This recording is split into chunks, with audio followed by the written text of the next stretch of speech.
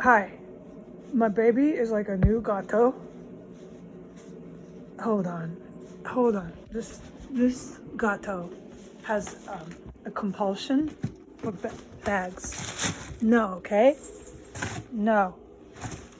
This is fucking disaster how I live. It is so fucking unbelievable what the people here are willing to do. Let's just keep filming here like this, okay? So I'm safe to talk about it now. It was obvious when I walked in. I'm not going to give up how I know. Not right now. It's not like it's not forbidden. It's just right now, no. I will say this to the top cops. The house reeks of that garbage, cracker, dense. I don't even know. I've never smelled anything like it until I lived here. And that smell didn't come around until I started reporting it on the internet. And when I first reported that cracker, garbage, dense stench, I had smelled it maybe 30 weeks at the longest before that. But I took note because the smell was reoccurring and these people are the fuck terrorists. All right. So the house, when you walk in, you can't breathe through your nose. That stench is filling up the first and second floors. Where I went, I can't report where else. It's certainly where I went. It is not in my room. My door is closed. I went to the bathroom and flushed the toilet. I didn't wait to see and hear anybody rushing to manage their chemical weapons on the bathroom, third floor, whatever that is, lab up there they've got. When I walked in and they were aware that I had come in, I was really quiet too. However, I assume they were aware, okay? You can think of a lot of ways that someone could hear me come in, all right? They started clinking on pipes and clanking on some sort of dishes. Desperate talk about us. Well, guess what? William Murray and Gwendolyn Ball, known fucking felons. I'm talking about you. So, top cops, I don't know who's here, but there is definitely a terrorist active in this house, and you know what the house smells like. As far as me, I'm safe in my room, and I'm not going around these people who I've witnessed kill people, and the world knows manage a chemical weapons lab, and who this whole area knows, just even this afternoon, helicopters, who I've witnessed someone flushing the toilet while the helicopters are blinding me, shining lights. Like I said earlier, the video, I don't know if it uploaded.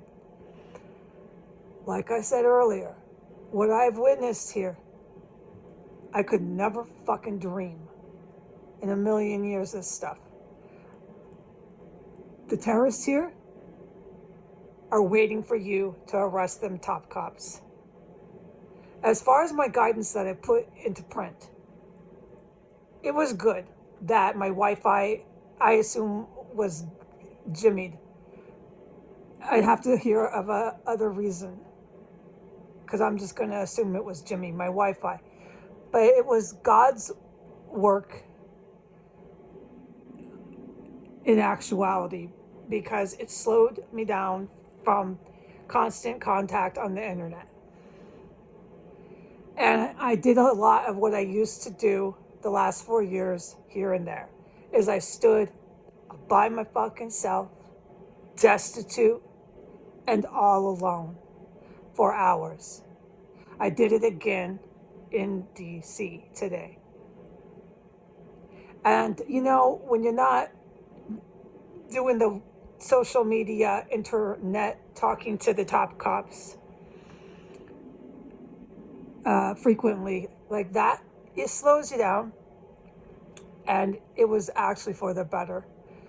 I just stood there in astonishment that I was still standing destitute, cold, literally cold, for hours and by myself on the sidewalk, still in Washington, D.C., as the citizens did the same fucking thing they did the day I got here to this very day. It was like prophetic that I said that this is what they would do and never stop. I didn't know when I was saying that they'd start committing homicides in the house I live in, and that the cops were involved with it. Some of the things I said on the internet, I had no idea what was down the pike. What was good about not being on the internet all day, which is nothing wrong with that, especially with the situation that I was put in by a lot of Americans, by their cops, and by their politicians. There's nothing wrong with how I do my thing. But what was good about it today was it slowed me down to have that one thought.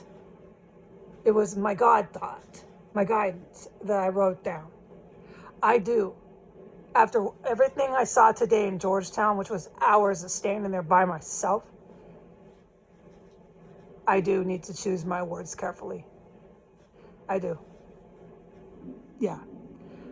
Because I'm on planet Earth, and I know what I witnessed here. And so do these cops driving those helicopters. Holy cow. Oh, especially with the combat or whatever you call that. Don't ask Heidi. Don't ask Heidi what she witnessed, but they did it for 2 weeks in the backyards. All these 3 houses. It's serious business. What happened at 1509 S Street Northwest? And as far as I can report to the top cop, there's 1 or 2 of them sitting right here waiting for you, top cop. They're right here thinking they're smart. All right. But what I witnessed today, standing there, destitute, the same thing, was a lot, and it was just kind of like an emotion and all these things. I don't have a vocabulary because of the people here, what they did to me. The people of DC, they're police, their politicians have robbed me of not only my education but my vocabulary now. Anyways, my God thought, it was profound. There's massive consequences coming, okay? Massive. And it's very wise. And I thank God for that guidance. Choose my words very carefully from here on out, because the consequences that will fall, or however you want to say it, on the citizens here and on the criminals here that they worship are tantamount, are whatever. You get the point, right? And God knows that I have a big heart and I'm a really nice woman. And it's just between me and God. It's just, I'm telling you, He doesn't want me, after the consequences are served to this city, to be sitting somewhere. Maybe I got a garden. You know, it's nice weather, blah, blah, set the scene, okay? And there's been massive consequences which have to happen that were served on the citizens and the city of Washington Metro DC area. And then here I am with my tomato plants, and I might feel regret, not exactly guilt, because I'm a victim of crime here, but regret. Because I bandblasted or whatever, right? Which would be okay because I'm a victim of crime being denied my human rights. But it was wisdom. Choose your words carefully, because the consequences are real and they're coming down the road. And you know, when I'm there with God at my moment, the sun is shining and I got my tomato plants, He doesn't want me to regret. He wants me to know I listened to Him and I just slowed my words down when it was time, and it was prophetic. It is time from here on out, as a victim of crime, still sitting in the crime scene with the assailants, making fucking chemical weapons is what they did. It's big enough to bring the helicopters. Look, it's not my department. Those guys driving those helicopters know that I'm over my head. And no way at all am I even privy or qualified to take this on. No, those guys can. No, they can't. So my job is to stay safe in here. It's really simple. And the consequences are coming. And I'm glad I had that guidance. You know, because I'm going to get my hair bleached. My skin isn't going to be all reactive to stress. I'm going to lose that 20 pounds. I'm going to be feeling really good sitting there with my tomato plant. And I'm not going to have regret because I said things that, you know what, didn't need to be said. Because those consequences, they did it. The consequences did more than my words could ever. Exactly. I think you got the point. The consequences are real.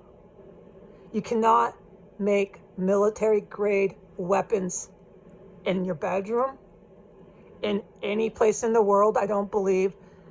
And if there's a government that's protecting it, the consequences are even greater. It's out of my department. It's in the hands of military officials. My job is to stay safe.